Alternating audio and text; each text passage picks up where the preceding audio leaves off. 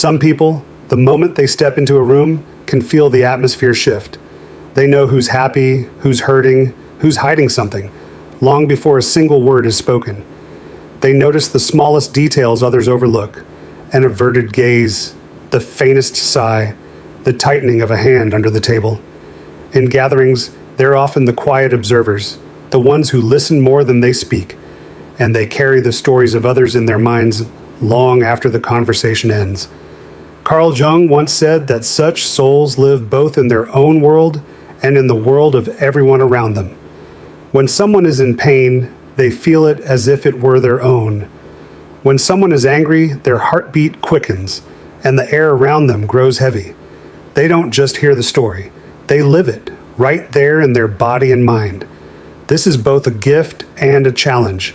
A gift because it allows for profound connection, making others feel truly understood. A challenge because emotions that aren't theirs still cling to them, weighing down the spirit. Without learning to set boundaries and recognize themselves apart from others, they can lose their own center in the tide of someone else's feelings. Empaths often don't realize that their sensitivity turns them into sponges, soaking up the energy around them. When faced with someone in crisis, they open their hearts instantly, offering comfort, trying to ease the burden, absorbing some of the pain. But later, alone, they feel drained, as though they've endured the event themselves. This isn't just normal fatigue, it's a slow erosion of the soul. From Jung's perspective, this ties to the mechanism of ego projection. The empath doesn't merely feel another's emotions, they sometimes merge them with the unhealed shadow within. Another's pain may strike directly at old wounds, amplifying the reaction. Without awareness, they believe they're simply helping. But in truth, they're being drawn into a spiral of emotions with no clear way out. The key is awareness and boundaries. Feeling deeply doesn't mean caring everything. You can listen without dissolving, care without being consumed. This is a survival skill, because if you don't protect yourself, empathy turns into a burden, and kindness will eventually burn out. In families, empaths often act as invisible bridges. They sense tension before anyone names it. A clink of a spoon set down too sharply, a sudden coolness in the tone. These are enough for them to know something is wrong. They try to soothe it, sometimes through gentle questions, sometimes simply through quiet presence. But this sensitivity can make them the family's default peacemaker, bearing the weight of keeping everyone at peace. Jung would say that in close relationships like family, personal and collective unconscious blend most intensely. Empaths, because their emotional doors are always open, often take in old, unresolved conflicts they didn't create. A fight between parents or the silent frost between siblings can etch itself into their psyche like a scar. Out of love, they feel a duty to heal it, even when they don't have the strength. This creates a quiet pressure, the belief that they must hold the family together, keep everyone safe from discord. But in truth, no one can carry the emotions of an entire family.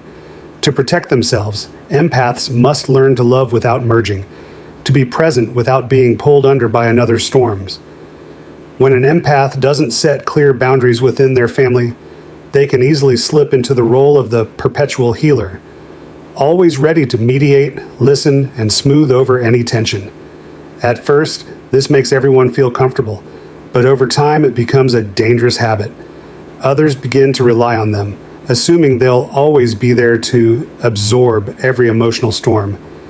Jung would call this being trapped in the rescuer archetype. Once caught in this pattern, the empath gradually forgets that they too need care. They prioritize harmony above all else, constantly setting aside their own needs to protect others. This creates a silent void, a space where fatigue, dissatisfaction, and sometimes even resentment quietly build. In a family, this dynamic is even more complex because the bonds of blood and shared memories make it harder to say no.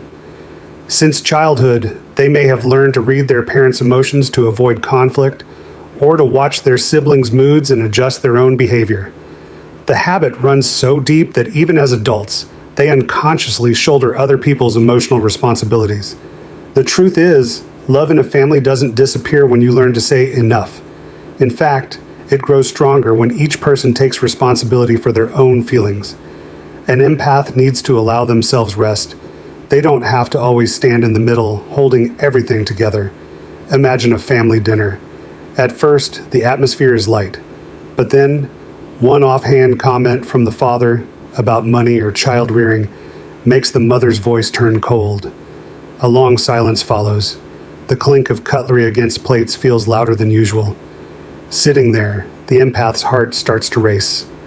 No one says a word to them, but they can sense the undercurrent, the father's frustration, the mother's hurt, and the tension of everyone else at the table. In that moment, they quickly change the subject, smiling and telling a funny story to break the heaviness. People chuckle softly, but deep inside, a pressure settles on them, as if they've just saved the entire meal. Later, alone in their room, their body feels drained.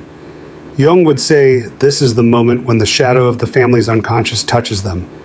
They aren't just managing the immediate situation, they're carrying years of unresolved conflict they didn't create, but have somehow taken on. If this happens too often, they'll unconsciously become the keeper of peace for the whole family. The problem is that peace isn't truly sustainable.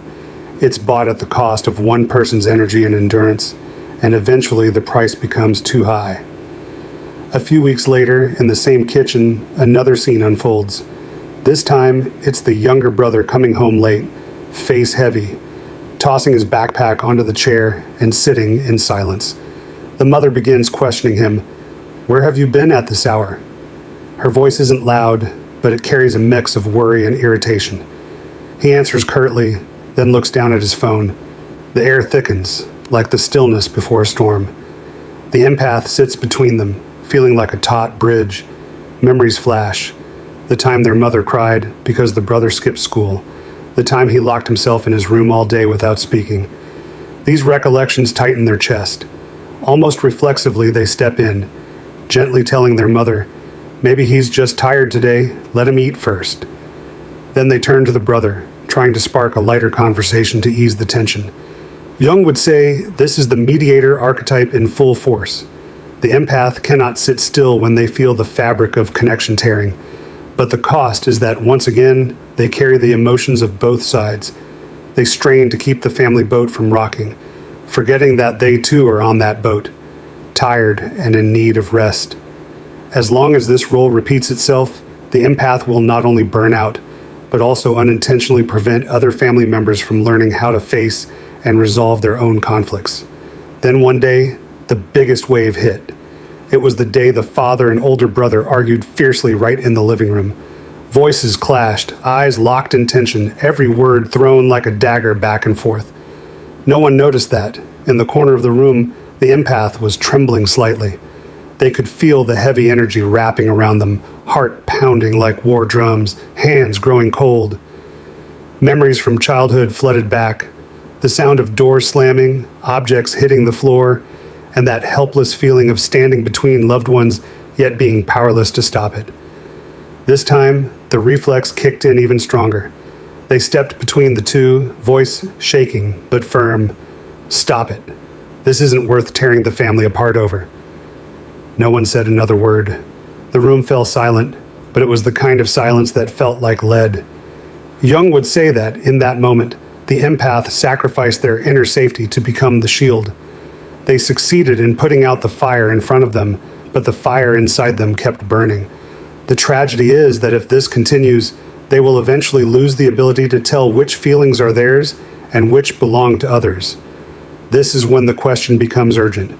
Can you love deeply without being pulled entirely into the storm of the people you love?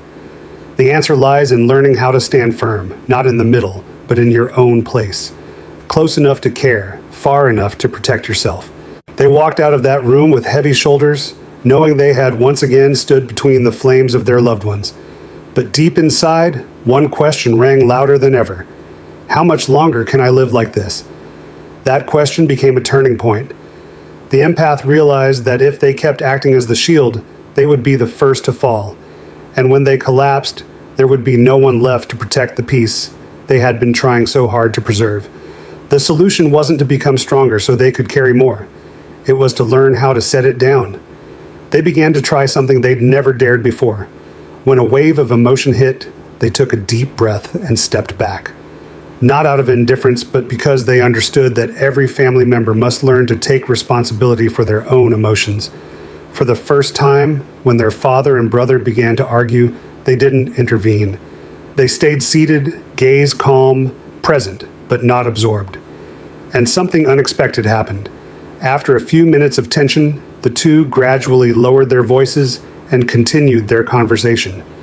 Jung would call this a moment of individuation, when someone can keep their whole sense of self while still staying connected. The empath began to nurture themselves first, taking quiet time, writing down their feelings, and seeking out healthy relationships where they could share openly. They drew clear boundaries, knowing when to listen and when to say enough. They discovered that true peace doesn't come from sacrificing yourself to the point of exhaustion, but from standing firm with a strong heart, unshaken by the tide. And once they found that balance, the family began to change too. No longer was one person carrying it all. Instead, everyone learned to heal themselves and share the responsibility of keeping peace. If this story has touched you, if you see yourself in these words, stay with us. Subscribe, and let's explore more journeys of the soul, where we learn to love without losing ourselves, and find strength in the moments we once thought were our weakest.